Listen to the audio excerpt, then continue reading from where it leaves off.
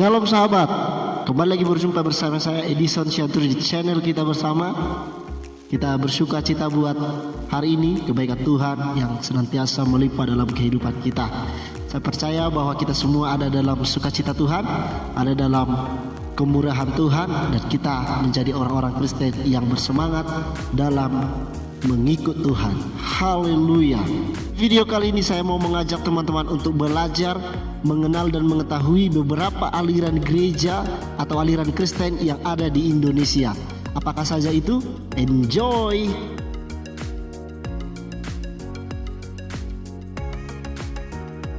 Pertama ada aliran Kristen Katolik. Aliran Katolik merupakan aliran yang memiliki persekutuan dengan paus atau uskup Roma yang memegang otoritas tertinggi setelah Dewan Kardinal. Gereja Katolik terdiri dari antara lain Gereja Katolik Roma atau Ritus Latin dan 23 Gereja Katolik Ritus Timur. Gereja Katolik Roma merupakan aliran terbesar di dunia. Secara umum, aliran Katolik Roma di Indonesia berasal dari misi Portugis dan Spanyol yang dibawa oleh seorang penginjil, Santo Franciscus Xaverius.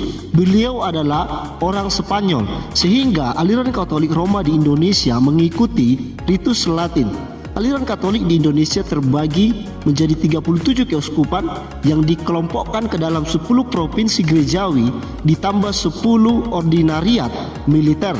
Keuskupan-keuskupan tersebut membentuk satu organisasi koordinat disebut Konferensi Wali Gereja Indonesia. Aliran Katolik ini dianut oleh sekitar 3,12% penduduk Indonesia.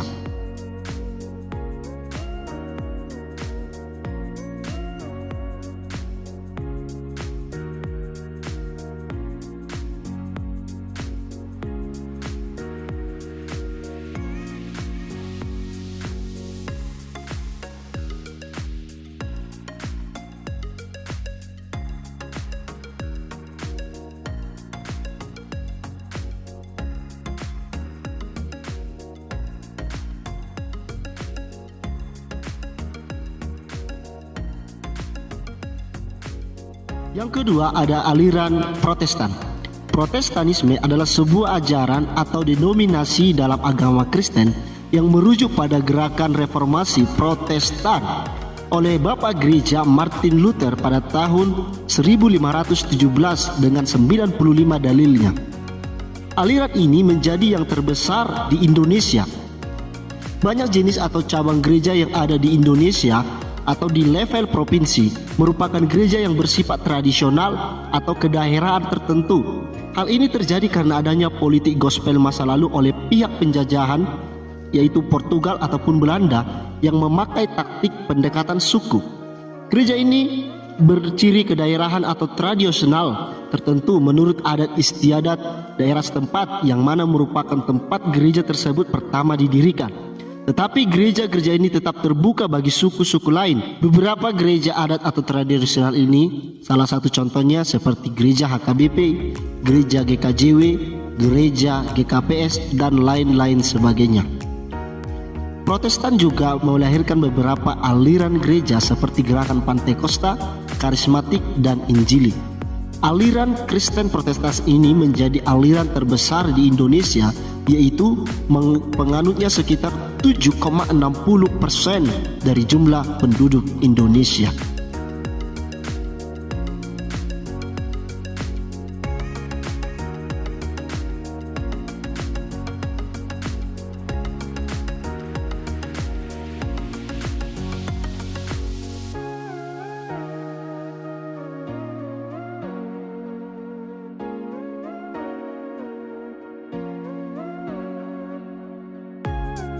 Yang ketiga ada aliran Kristen Ortodoks. Aliran ini merupakan Kristen gereja pendatang yang paling mutakhir di Indonesia. Namun menurut penelitian dari pakar-pakar sejarah dan arkeologi lama, sebetulnya gereja Ortodoks ini justru adalah gereja yang pertama hadir dan datang ke Indonesia, yang ditandai dengan melalui kehadiran gereja Nestorian yang merupakan corak gereja Assyria di daerah Pansur atau Barus di wilayah Sumatera Utara.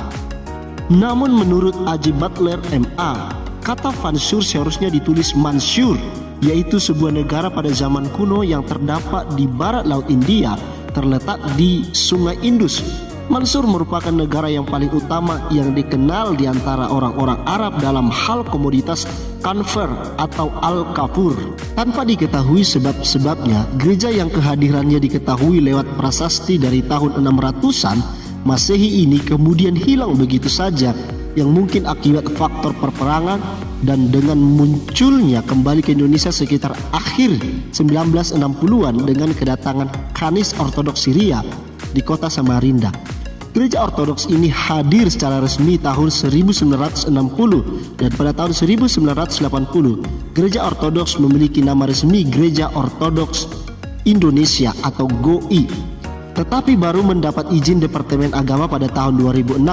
Gereja Ortodoks Indonesia di bawah penggembalaan Metropolitan Hilarion, Uskup Gereja Ortodoks Rusia di luar Rusia atau ROCOR.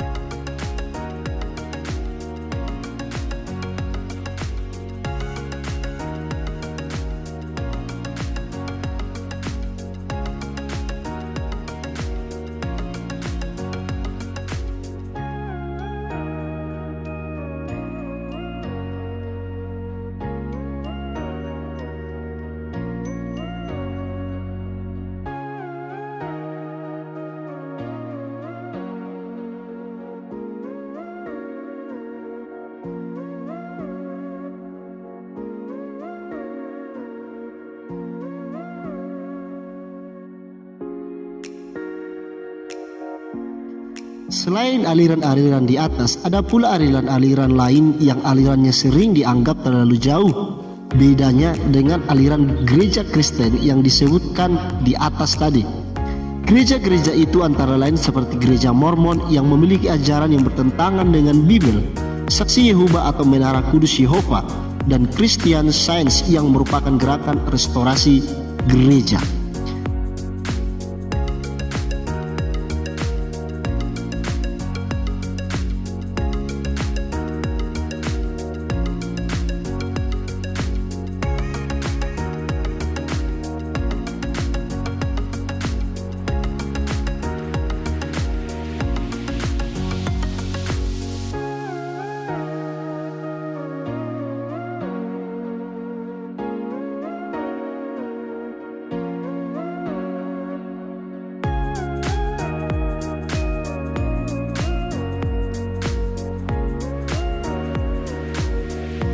Data-data ini saya kumpulkan dari Wikipedia, merupakan sumber yang cukup terpercaya.